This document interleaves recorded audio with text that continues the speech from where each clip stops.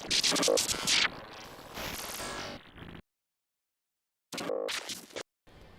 everybody, welcome back to EQN Sports, all driven by Holiday Auto Group. I am Drew Stew, and this is continuing coverage of the Cinch Stallion Stakes out in Las Vegas. All of this action is presented by our friends at Ranch Fuel. I've got my old buddy back on here with me. She's going to etch your name right in this desk. Cheryl, congratulations on the big win. We just talked here not too long ago, and you're back already.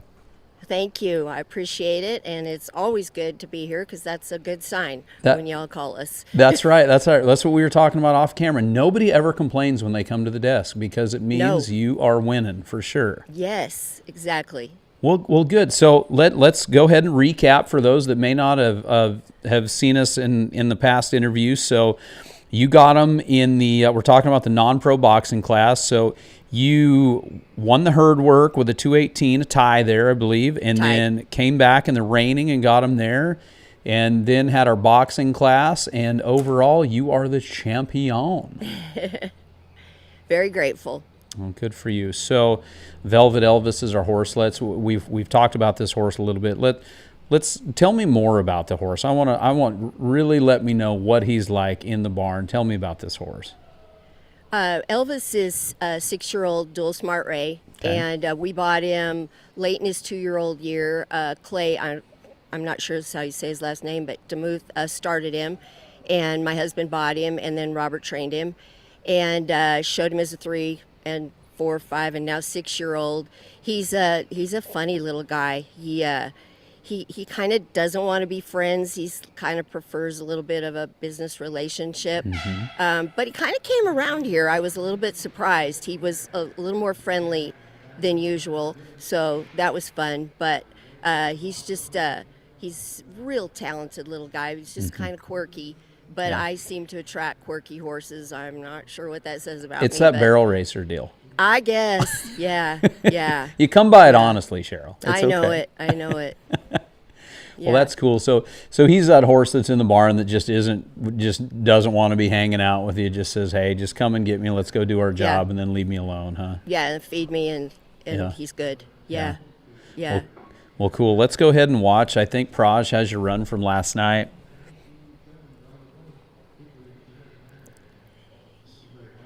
Big beef right here. Yeah, grateful for all of it. I would have liked to have, everybody comes into this wanting to draw a really good cow, and this is not a terrible cow. I was hoping to draw a little more. I kind of feel like I personally should have maybe held my horse in on that left side of the cow a little more, so I was a little disappointed in myself there, but he was very accurate. It was kind of a businessman run. Not enough cow to go mark big on, but just tried to stay really accurate and keep my horse looking good, and if it's enough, it's enough. Robert always says you just got to work the cow, they turn out. There's nothing else you can do, and sometimes if you try to overdo what you have, you lose what you could have had, so that's pretty much what I did. I just had a little business type run, and to be honest, I didn't think it would probably be enough in the end, but it ended up being, so great. Yeah. Hey, Praj, go ahead and roll that video one more time. Let's go ahead and watch it because I want to talk about what you were talking about right there. So, no Vegas pun here intended, but sometimes you got to let the dealer bust, right? Yeah. And that's where, so you come into this cow right here, you're an 18 in the cutting, you're an 18 and a half in the reining, so you're already sitting good, right? So you're exactly right. Like this, you definitely, you have way more horse than you have cow in this run, for sure. Yeah, yes. For sure, like no doubt about it. But if you overwork this cow right here, you take yourself completely out of it. Yeah, for sure. And I mean, I guess I'd rather, especially the way it turned out, but I'd rather have one like this than something that came out and tried to run me over and took me out also. So don't misunderstand me. I'm certainly not complaining. But anybody that comes into the last part, we all want to draw a cow that we can mark big on. I mean, everybody, I think, feels that way. And I knew pretty quick that wasn't the cow that I had, but I didn't want to make any mistakes on this one either, and just tried to stay very, very accurate and show that my horse can go stop that cow and hold the ground and then come through himself. And like I said, I could have held my horse up into the cow on that one side a little more. But that was on me, not on him. And and I'm not going to do that again soon. Yeah. I love that, though, that, and we had talked, and, you gals and I, we were talking about this, the different levels that the NRCHA has and allows you to go do this. So this is a great thing, like right there, like watching that run. We talk about it all the time on the rope and side of it, or I mean, from the barrel racing or whatever. Like, when do you ride a razor's edge in competition all the time? No matter what level you're at, you're riding an edge. And what that edge is, do I mash? Do I lay up, or do I just go do what I have? And what, the hardest thing to do, the hardest saying in the world is just go catch.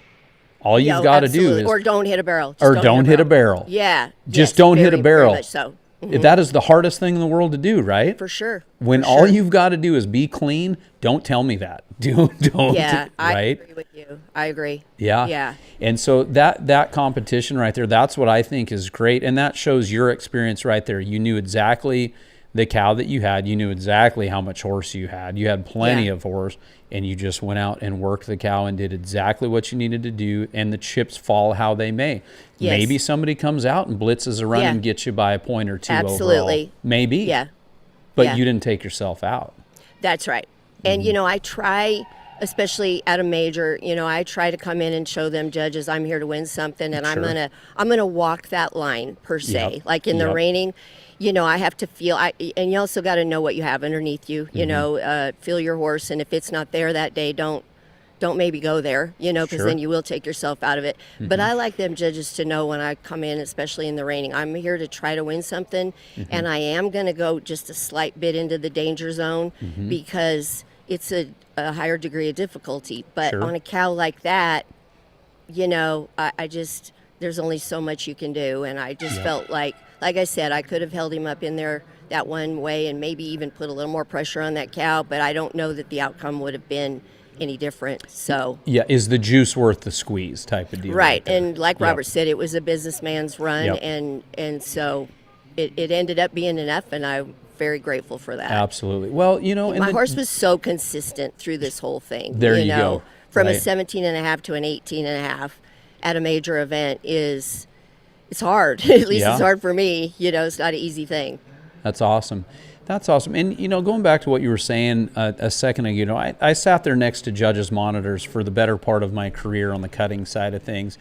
And those 5 guys and your monitor in any of these deals, I mean, I've talked to Bill about this a lot too. So they're going to reward, they know also when you're out there trying to win. And they're human beings, and they are going to reward that. You know what I mean? Like, they know when you're sticking a horse out there, let's say, in the herd work, they know when you're sticking a horse out there and trying to win something, and they do reward that. They absolutely do reward that. So, I mean, and that's what's just cool about it. And the only way to learn that and learn how to play that game is to ride to the herd or show up in the rain. Like, there's no other way to practice that. Is there? I mean, you just got to go. You got to enter. Well, and in like the rain work, I mean, I had to really, coming from being a barrel racer, really learn speed can kill in this. It's not all about going fast. And if you go too fast and your horse is scrambling all over and not looking good, you're not going to get marked for that, nor should you. So you just have to, you have to ride the horse you have and put him where they look good.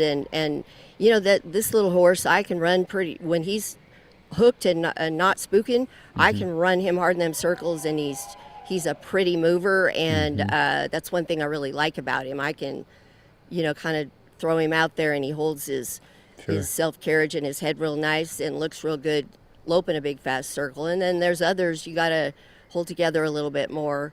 But I just try anyway for those judges to know I am trying to win. I might not pull it off, but I am going to roll the dice per se. Yeah. Well, I mean, that's it, and at any level of competition, especially when you get in there, laying up does laying up is not the right word, because laying up doesn't really win you anything. It never does. No, it never not will. big things for sure. No, no. I mean, you might get lucky and everybody else stubs their toe or something, but Yeah. that's not gonna happen. So Yeah. hey, so I can't remember if you and I really dove into it very much the first time we talked or not, but I want to go back. Let's talk a little bit about the barrel racing world and all of that. Like, so take me back to your career. When go back to barrel racing, and then when it turned into more of the cow horse deal for you. I've always barrel raced. Grew up barrel racing. My mom barrel raced. My dad roped, rode bulls. My brother team ropes. I roped, did all the rodeo thing, Little Britches rodeos, the high school rodeo, college rodeo, pro rodeoed. When we moved to Texas, I got really into like the United Professional Rodeo Association. Yep. It's a really good amateur association. It's as tough as any rodeo It association in the It country. is. Yes. And so I barrel raced my whole life. Me and Robert will be married 37 years this July. Congratulations. So thank you. I did show reiners a little bit with him when we first got married, early 90s, late 80s, a little bit. Still rodeoed and ran barrels, but I did show reiners a little bit in the NRHA. Gotcha. And then one year, I don't know, 25, time goes fast, I don't know, it might have been 30 years ago. Sure. I did go down the fence, but I was still rodeo and I wasn't, real focused on it. And then I never did this. My daughter did, so, it's expensive to own your own horses and do all this. So I didn't do this, so she could. And then she runs barrels too. Sure. And then I just got into this. I think this will be my 9th year now that Gotcha. I've been doing the cow horse. And it's been really fun, and it's been a great journey with my husband for us, because we used to go separate ways. I had my rig and I went my way, and he had his rig and he went the other. So this has been a really good time in life. Well, that's pretty cool But, when you get to do that yeah. together too. Yeah. The kids get out But of the then house. I also said, after, barrel racing for over a half a century, who changes events? Right. Like, who completely does that? You know what I mean? Like, I did. I was like, are you crazy? You've been doing all this other stuff, all that, and you're going to start all over and learn something all new? Yeah, I did. Yeah.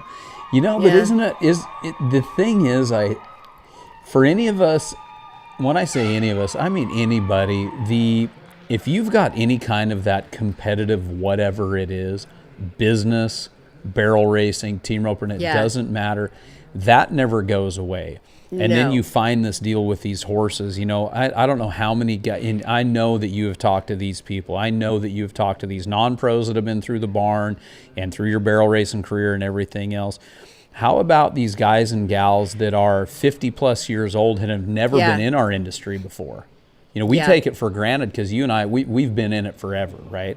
Right. What about these people that come in that were building businesses and doing other things, and then they come to a horse show or whatever it may be and end up completely enthralled with this deal because they can go compete? Yes. And I think that's what's very, very cool about our entire horse industry, is that they can come in and do this, and they find, I've got a buddy of mine that coaches college football, and he has for like 30 plus years. And he started team roping at, I think, 52 or 53, and just started team roping. And then he's like, man, it gives my legs back. And that's what he said. He said, it gives my legs back, which was pretty cool to hear a college football coach say that. It's great. It is. Well, it kind of relit a fire in me. It gave me, it just did that. And I also feel like this is keeping me young. You got to stay fit, and it's harder when, you do get older. And I don't ever throw that up as an excuse, because I'm just not an excuse person. But, it does take a little more. But you can also sit down and get old, and I'm not ready to do that. So I'm glad that I switched, and it gave me something to go down to the barn and be excited about learning. And I love the accomplishments at home, the journey of it all, the learning. I do really enjoy that as well. I like to compete for sure. But when I have a breakthrough at home, I feel that adrenaline rush at home, just like I do at a horse show. But I think it's great for older people to try to keep doing this. I mean, I hate to throw this out here, but I will be 65 June 1st. And so, yeah, it's not too late. It's not too even late for an old barrel racer. Hey, so we were laughing about, was it your brother that sent you It's the my text brother. after the win? Yes. Yeah. Yes. Yeah, what did he tell Yeah, you?